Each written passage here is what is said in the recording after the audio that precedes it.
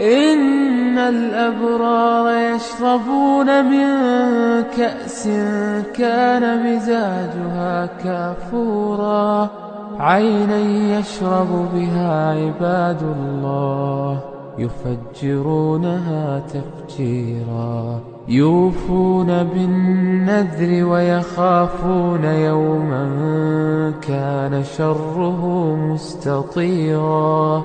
ويطعمون الطعام على حبه مسكينا ويتيما